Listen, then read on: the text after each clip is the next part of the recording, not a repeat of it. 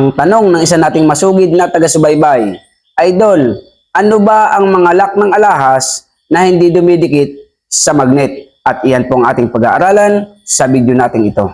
Lamang ang may alam.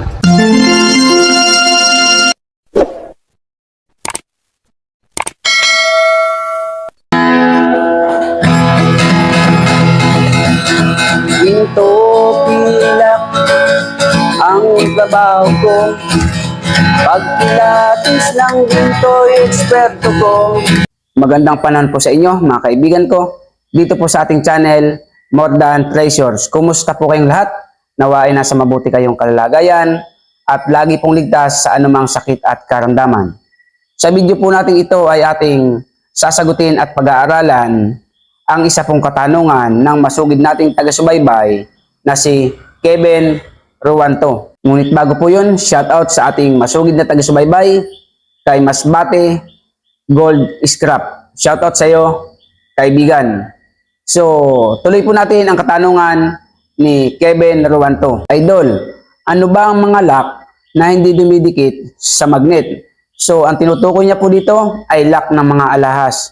At ang mga alahas na may lock, iyan po ay ang kwintas, bracelet, at ngayon ay ituturo ko po sa inyo mga ka-More Than Treasure ang iba't iba o ilang klase ng mga lock ng alahas na kwintas, bracelet, anklet na hindi po ito dinidikitan ng magnet. Kasi minsan, kapag kaayaw ng pawn shop tanggapin ang iyong alahas, mamagnetin yung lock. At kapag dumikit sa magnet, magiging katwiran nila, dumidikit po sa magnet. At kapag hindi ka marunong, dumikit nga naman sa magnet, maniniwala ka na hindi po pwede. So kung ikaw ay bibili ng alahas, kwintas, bracelet, at saka bangle, anklet, ito po ang bibili nyo ng mga lock ng inyong alahas na kung yan ay ginto, sisiguraduhin ko po sa inyo, kahit anong magnet, hindi po yan didikit sa magnet. Ilan lamang po ito sa mga lock na hindi dumidikit sa magnet. Una po ay ang open box. Yung itsura pong yan ng open box ay para po siyang nakabukas na kahon.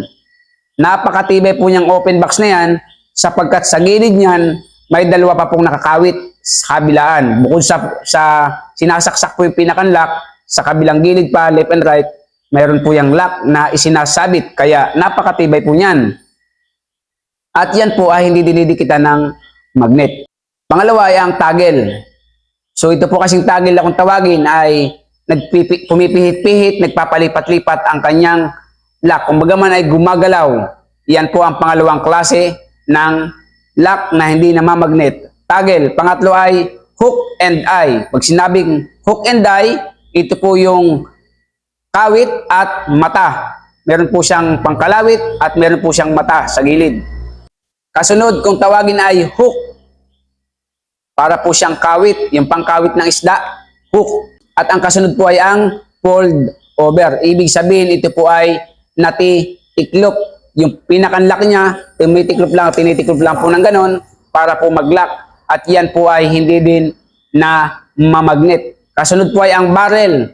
Pag sinabing barrel, para pong bareles. Yung pong bareles na lagayan ng mga isda, yung para pong drum na oblong, mga sinaunang gamit kalimitan ng Chinese, para po yung bareles, barrel. Yan po ay, mayroon din po yung para pong roskas. Kasunod po ay ang fish hook.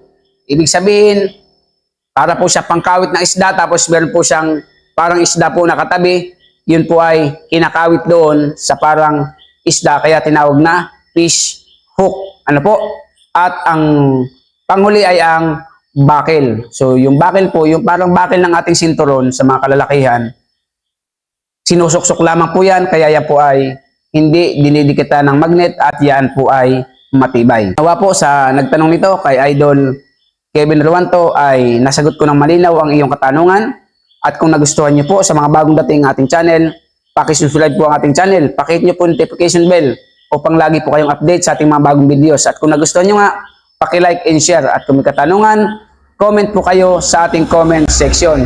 Sa mabilis na usapan at magsisend po kayo ng mga picture, meron po tayong FB page More Than Treasures. Isa lamang po ang FB page na ating ginagamit sapagkat may mga FB page po ako na hindi na po active.